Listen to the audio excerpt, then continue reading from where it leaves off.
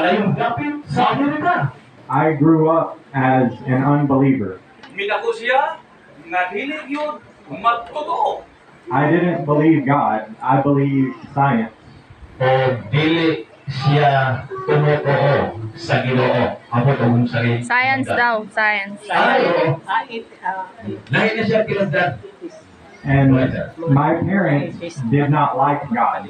O ang iyang mga pamilya usab wala po mahimot sa Dios. Natural. Ganun siya. They didn't want me to go to church.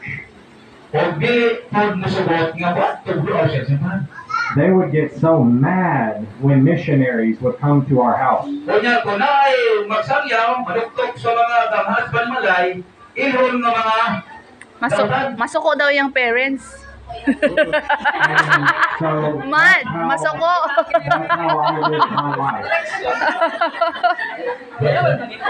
My life was that way.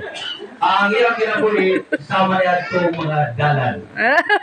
And for a long time, I just lived a life of sin like the world does. Sa taas ng mga panahon, nagkinabuhi siya na Pagpakasala.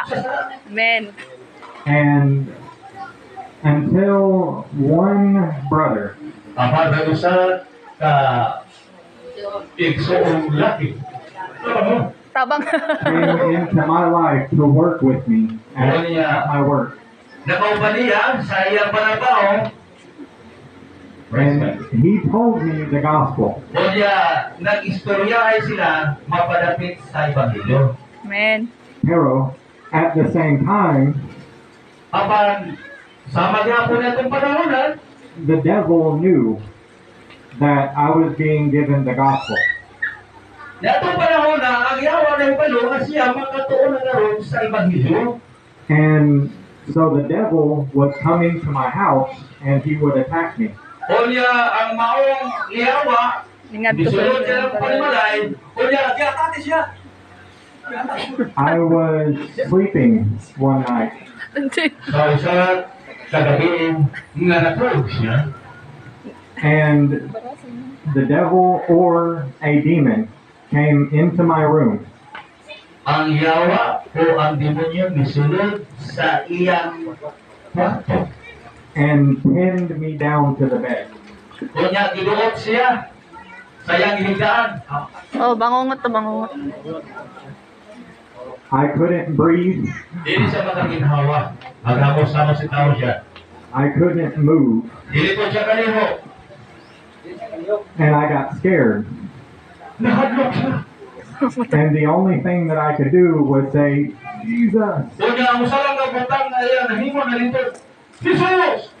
But when I did, Sa liyang iya kinay nahimo, I saw the demon. iyang nakita ang yawa Yung ng kalagyo. palayo. Wow! Nag-translate pa rin ito. Kunya, di ka nahim. Hindi ka, may translate pa rin ito siya. And the very first battle with the devil that I had Kunya, nakaangkon siya o Pilmiro o Biblia. was what you already talked about. One God or Trinity.